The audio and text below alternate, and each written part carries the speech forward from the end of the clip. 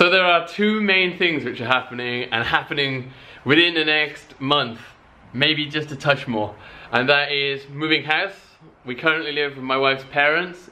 It is fantastic. We have a housekeeper. It's a 2-story house. It's very convenient, but you know what it's like.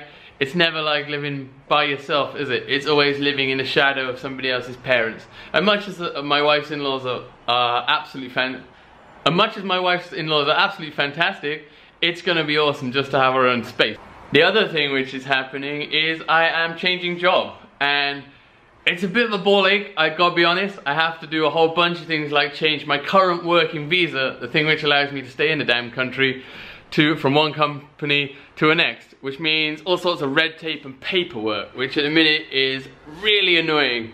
But such is life, it's not for long. That saying, as one door closes, another door opens, it's kind of where I am at right now.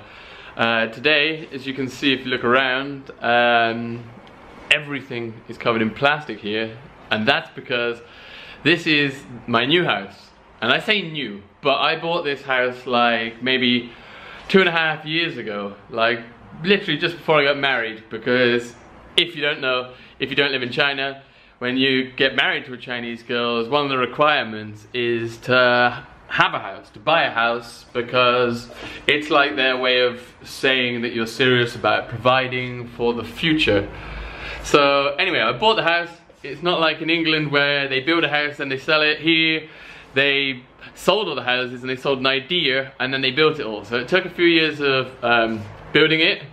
It was started building when we first bought it, and today I am here at the house because I've always had although we don't live at the school has always provided me with a room, because most foreign people who come here, obviously not everybody's married, so most schools will provide you with accommodation or will give you the money to go and rent your own house. But my current school, they just give you a room there. So I've always had the room, and I've used it since we moved out of our last place and moved in with Lily's parents. We've used it for storing things. So today I've got 1 week left at my current job, so I'm moving as much of it as I can. Now if you're wondering why all the doors are open or the windows are open, that is because it's just constantly airing out the house. They don't have quite the same regulations in China, so sometimes things can have a detrimental effect on your health. So we had it actually tested to make sure the levels of things like formaldehyde and other things they use in making things here were fine. If you look straight out here, look, let me flip you around a second. It's a bit weird buying a house in China compared to England. In England, first come, first serve, as long as the agreement's all made and everything and the money goes through, the house is yours. Here, to make it fair, what they do is if you're interested in buying a house, it's like a raffle. You pay 100,000 RMB, it's about just over 12,000 pounds English, I think. Not really too sure of the exchange rate, but you pay this money and then that buys you like a ticket into this like massive exhibition center extravaganza, and you wait there, and then when it starts they cycle through like on a big screen you see up behind you, and it cycles through a whole bunch of names and it stops, and there's 10 names. Those 10 names can go through to the next section where you choose the house you want, and then it's yours. And it just keeps cycling and cycling and cycling, 10 names, 10 names, 10 names, 10 names, 10 names, until all the houses are gone. If you're lucky, you're the first person, you get the choice of the lot. The later you are, the less chance you are of getting the house you want. Not only are they drawing these names, but it's incredible. You see these people, as soon as their number comes up, they run. And it's a big exhibition hall, mind. Like big, we're talking, has huge exhibitions in it. So people are running, pushing people out of the way.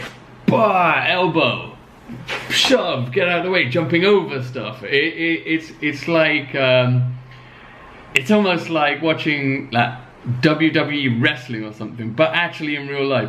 People are like pushing, there's bad vibes going on, man. It's like a fight to get your house.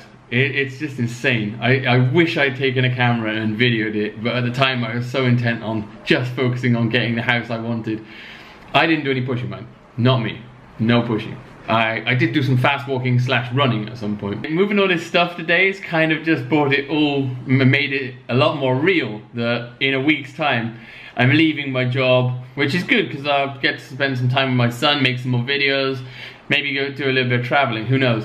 But it's all coming up fast now. It's been like the end's been always a long way off, and now all of a sudden it's come rushing up, and bang, I've got 5 days left at work at this current job. Unlike in England is fantastic. You have a child and the government will give you a lot of support for the first 5 years, right? So the government here only give you 4 months off, and they'll give you maybe 14,000 RMB. It's maybe just over $1,500. You have the rest of the time you have to be entirely supported by your husband. We've been living with my wife's parents, so it's not only being convenient, but it's also being super cheap, which is fantastic. Not everybody gets that, mind. Not everybody's that lucky, unfortunately. When my wife goes back to work, if I was still working at the kindergarten, we would have to pay for childcare. And childcare here, you got 2 things. A, it's pretty expensive. It would take like 4,000 or 5,000 a month to pay for somebody to look after my son. The next point is that you see all these horror stories with these women that they're getting paid, and because it's not their baby, they don't really look after it with the love and care that they would do if it was their own. And you see these horrible videos of people who put secret cameras in, and the nannies are like trying to comfort the child but swinging it around horribly and all sorts of, I don't want that. But the most important reason is that if my son's growing up and he's spending most of his time with somebody who's not his mum and not his dad, he's gonna treat them as the parent, not us. So I've switched to a job which is training. So obviously 9 to 5 during the day, they are not operational because everybody's at the public schools. Instead of working Monday to Friday, all day times, and then having weekends off, 2 days during the week off, completely off. And then 3 of the days I will only work from 5:30 until maybe 8:30, like 1 or 2 classes. The money is double what my kindergarten's paying me, and it means that I can look after my son during the day. I can then still spend time with my wife. She'll go to work during the day.